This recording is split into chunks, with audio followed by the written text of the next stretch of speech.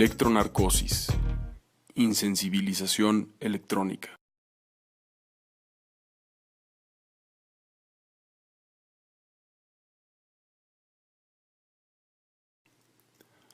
La electricidad pasa a través del cerebro. El ave pierde la conciencia, pero no muere. Cuando la electricidad es dirigida hacia el cerebro del ave, la actividad eléctrica normal sufre interferencia, seguida por la interrupción de la actividad cerebral normal que indica fatiga neuronal. Ese estado de ausencia de actividad cerebral indica que el ave está inconsciente e insensible al dolor. Electrocución, más allá de la insensibilización.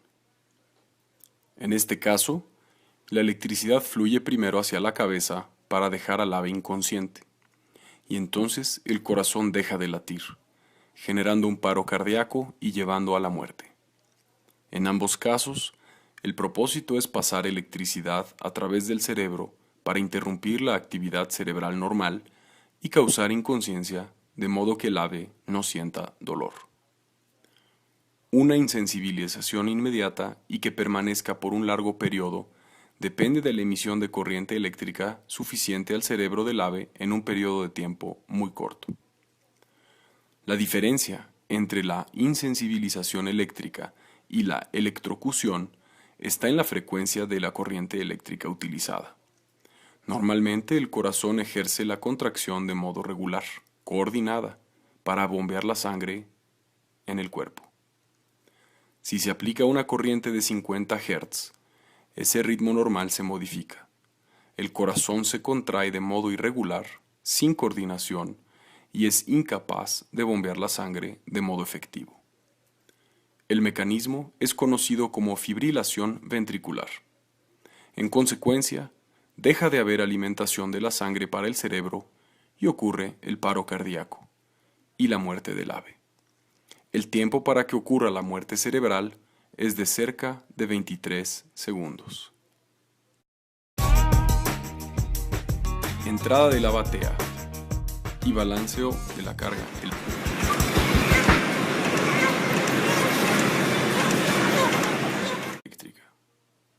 El electrodo dentro de la batea de insensibilización electrifica el agua.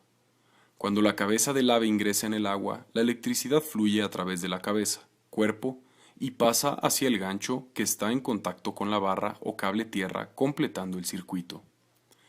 Para llegar al cerebro, la electricidad tiene que fluir del electrodo pasando por el agua, plumas y tejidos para, por fin, llegar al cerebro. La cantidad de corriente que pasa por el ave disminuye cuando el ave se distancia más de 5 centímetros del electrodo. Por lo tanto, si el electrodo es corto, puede que algunas aves no reciban la corriente suficiente en la cabeza en el primer momento en que son emergidas. Si las aves no están cerca de los electrodos cuando sean emergidas en la batea, habrá menos corriente fluyendo hacia ellas y, por lo tanto, la insensibilización no será adecuada. El flujo de corriente eléctrica es la resistencia o impedancia. La resistencia se mide en ohmios. Por lo tanto, es importante que haya un buen contacto entre las piernas de las aves y los ganchos, para disminuir la resistencia y permitir un buen flujo de corriente. Una cantidad suficiente de corriente debe de llegar al cerebro del ave para insensibilizarla de modo rápido y efectivo. La electricidad también debe de fluir a través del agua en la batea. Aunque el agua sea un buen conductor eléctrico, puede que haya variaciones entre diversas fuentes de agua. Dependiendo de la composición natural de minerales, un agua con más contenido de minerales tendrá mejor conductividad. En el inicio del turno de trabajo, el agua está limpia. Con el paso de las aves en la batea, se acumula una gran cantidad de minerales que provienen de la suciedad de las aves y de sus heces, lo que mejora la conductividad eléctrica.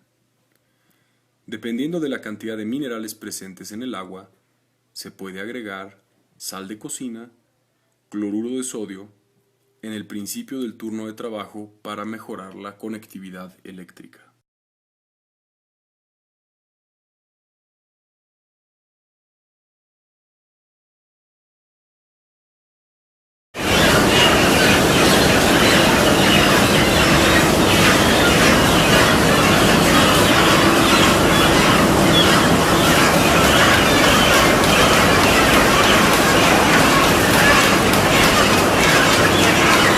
Aquí se ven 10 aves. El amperímetro apunta 1.2 amperios. Este número debe de ser dividido por el número total de aves en la batea. Cada ave recibe en promedio 120 miliamperios. En teoría, todas las aves serán insensibilizadas. Sin embargo, eso ocurrirá si la resistencia de todas esas aves son iguales, lo que no ocurre en la práctica. Aves con menos resistencia obtienen más corriente que la media, y las aves con alta resistencia reciben menos corriente que la media, y pueden no ser insensibilizadas de inmediato. En este ejemplo, 4 aves reciben menos cantidad de corriente de la mínima que se recomienda, y pueden no ser insensibilizadas. La eficacia de cualquier insensibilización también sufre influencia por el tiempo en que las aves son emergidas en la batea. Cuando se trabaja con batea de insensibilización eléctrica, es esencial para el bienestar de las aves la monitoría en la salida del equipo. Todos los operadores que trabajan deben de saber qué están monitoreando. Un ave insensibilizada por electronarcosis presentará inmediatamente una fase tónica: cuello arqueado, piernas extendidas, temblor corporal, alas cerradas al cuerpo, ojos abiertos y ausencia de respiración rítmica.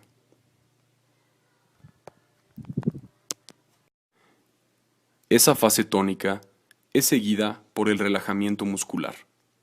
A seguir, tiene inicio la fase clónica, que es ligera. Puede que ocurran movimientos de las piernas y movimientos descoordinados de las alas, pero hay ausencia de movimientos coordinados. La insensibilización no ha sido eficaz si hay movimiento coordinado de las alas mientras la sangría, si hay reflejos oculares cuando las aves se acercan al estanque de escaldar, si hay cualquier señal de regreso de respiración rítmica, o si el cuello está tenso. Cualquiera de esas señales indica regreso de la conciencia. Esas aves deberán de ser abatidas de inmediato utilizándose el método de abate de emergencia. La dislocación efectiva ocurre cuando hay la desarticulación de las vértebras cervicales del cuello con ruptura de la médula causando un daño extenso en los principales vasos sanguíneos que siguen para la cabeza, reduciendo la alimentación de sangre para el cerebro.